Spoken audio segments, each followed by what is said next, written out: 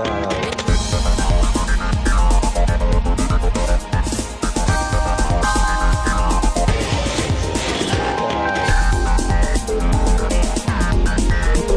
second reason why digital stories matter for learning is that they allow for safe experimentation. We've heard about, or some of us may have heard about, how digital allows you to try stuff out and it's safe, but it's really the inside of a story that you're doing meaningful experimentation, and in a digital environment, it's safe. Let's see what that means. The thought of a child, their initial experience with the world, this is simplified, but there are four basic steps. One, the child's interacting with the world. Seeing it, probing it, exploring things, touching things. Based on that, they're going to find certain patterns. A couple of different things are soft, a couple of different things are hard, something's hot. Different patterns are going to start to emerge based on their interaction. From those patterns, you have hypotheses. So the child's going to hypothesize, all right, things of this color are soft, things of this color are hard. Whether it's right or wrong, they'll determine through experimentation. All right, I'm going to touch something else that's blue, and it's either going to be consonant with my hypothesis or not. Based on whether it is or not, you have to adapt.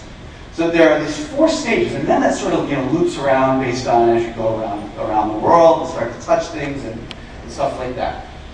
This is fundamentally, this process of touching, adapting, experimenting, is how the mind is first organized as a child. You learn through experimentation.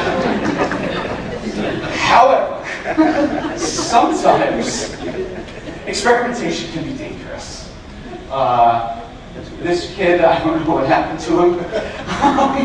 I wasn't able to find out his story, unfortunately, but hopefully that outlet is turned off.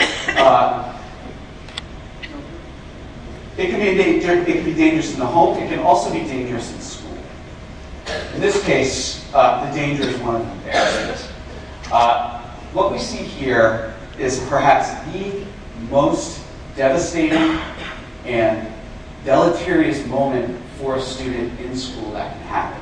The student has tried something, has not succeeded, and has been punished for that lack of success. Going back to what happened at Deco's, if you remember, interestingly, when I had my failure, when I had my chicken nugget failure, I didn't have just an expansion of knowledge. I actually created new knowledge with that. The mistake was actually a more effective way of learning than was getting it right with my adaptation. This right here is the child having an important learning moment that has been destroyed by being embarrassed. And what happens, and again, when we talk about if the mind is organized by stories, it's not just this problem that's affected. It's being at the blackboard. It's the class, the topic, the classroom, Tuesdays. Everything that he has associated with this moment of embarrassment is potentially affected and tainted. And that's how you start to hate school. And that's why we have to start to create safer environments where kids can experiment, where kids can fail. And by kids, I mean kids, students, kids of all ages. Where students can have that moment where I'm going to try something out. I'm going to try out applying some philosophical construct to a life problem. And if I'm totally wrong, it's okay. It's okay.